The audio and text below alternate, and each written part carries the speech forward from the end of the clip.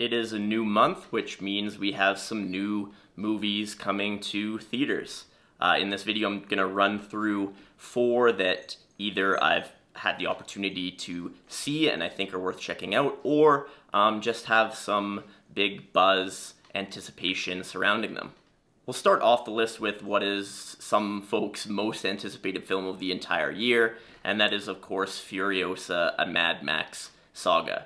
This is the latest in the Mad Max franchise. This one again from director George Miller, following up from 2015's critical and box office hit in Mad Max Fury Road. George Miller, when he originally was drawing up kind of ideas for future films here, developed tremendous backstories of characters, including, of course, Furiosa, among many others. And he has a world in his mind that he wants to bring to the screen. Now, of course, the pressure to match, let alone exceed, expectations that were set from Fury Road will be difficult.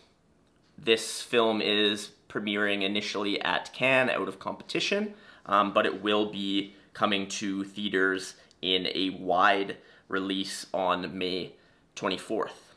It stars Anya Taylor-Joy as the titular character, and while I am trying to temper my own expectations, I think undoubtedly it will be a fun film.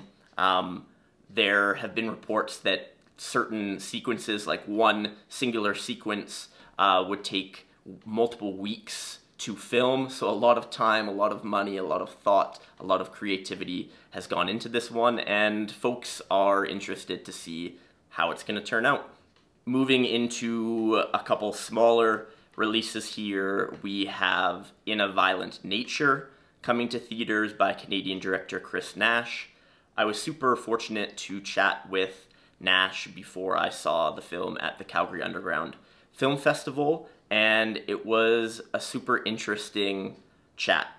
This film, for those of you who don't know, is kind of a subversion on your traditional, your classic slasher pick. Instead of following these victims as they try to escape from the killer, we are instead put into the point of view of the killer, or at least follow the killer around as they go around slaughtering. That in itself is a unique perspective that we haven't seen much before, and Nash makes some other creative choices as well. It's shot in a 4:3 aspect ratio, which Nash noted is kind of a nod to older slasher picks that you would watch on your television on VHS, not on IMAX or wide screens. It also has no score, no music in this film, and that is certainly against the grain when it comes to these slasher pictures.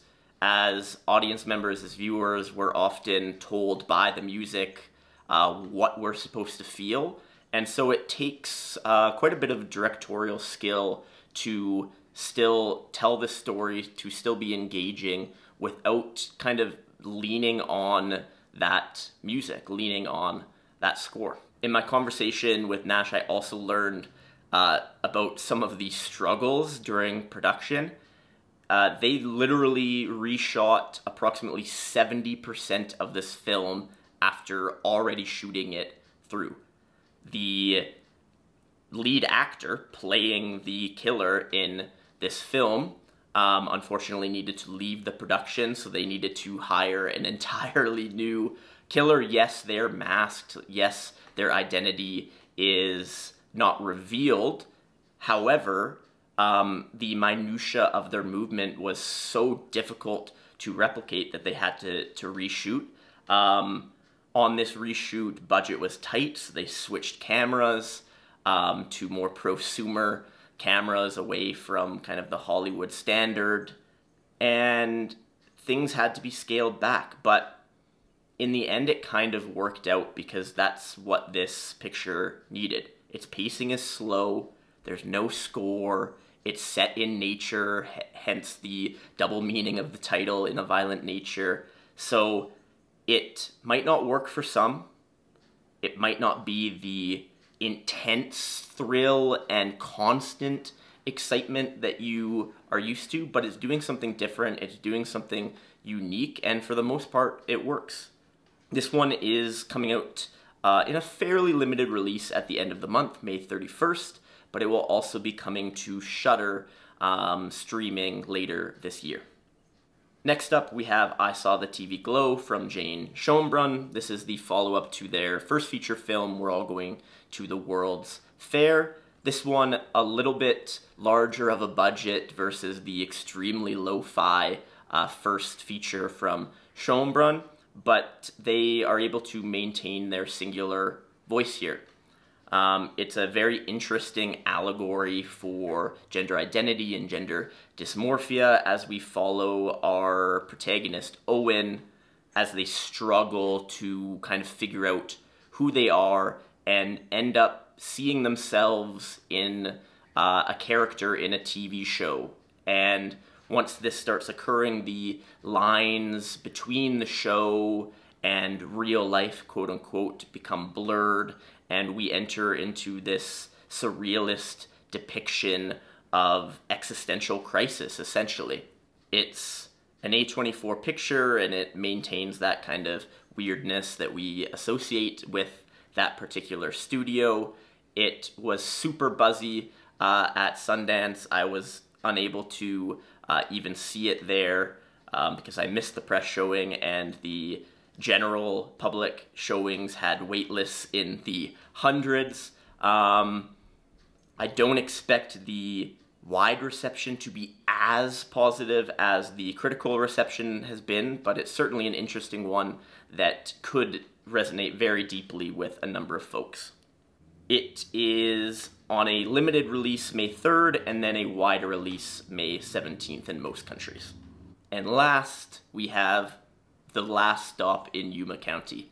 This comes from a first-time feature director, but it does not feel like a first-time feature. I actually had the chance to sit down and chat with Francis about this project and about his process, and it was a fascinating insight. I've been fortunate enough to talk with a number of directors over the last little while, but I don't know if I've ever spoken with someone who seemed as prepared as Francis did for this particular film. He mapped out every possible shot to the nth degree. In fact, you can listen to him here talk a little bit about his process. I start off with a shot list and overheads of every scene. And we jump on a Zoom and we share each other's screen and we talk to death and we do one scene a day. And we did that for weeks, every day. Sometimes we would do a couple, if it was a small scene, but like sometimes we wouldn't even get through one scene because it was a really big scene.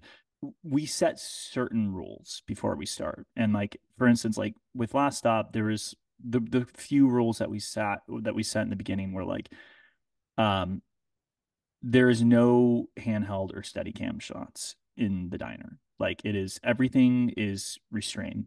Yeah. It's like, because these characters are trapped, right? It's like, we're never going to let the camera kind of do a free for all. And when Jim finally gets out of the diner, that's the first time we move to steady cam. Mm-hmm. So like we would set weird rules like that. Sometimes we were like, yeah, fuck it, we could break our own rules, whatever. But by the time we get to the end, we sort of have this like inherent understanding of what the tone is, right? I don't think we go in saying like, we want this to be this. It's more of like Mm-hmm. a feeling that we have. So by the Yeah. time we get to the end, we start over again and we go all the way back to the beginning. As you can see, it's pretty clear, it's pretty evident the work that went into making this movie. And when you see The Last Stop in Yuma County, it makes sense. It is a film that is polished far beyond what you would expect from a first-time filmmaker. It's a single location thriller, but it's never boring. Yes, the pacing is slow at times, but you never find yourself losing interest, and it picks up at all of the right beats. There's strong performances throughout, most notably Jim Cummings. It's beautifully shot. Every frame could be taken as a still photo, and you could analyze it thoroughly. Very, very thoughtful production here. This one is coming to theaters in a fairly limited release, but hopefully you can still check it out, May 10th. If you watched the video, thank you so much. Appreciated, always. Do the like thing, the comment thing, the subscribe thing. All those things are super helpful, I am told. And when the next video comes out, watch that one too. Thanks.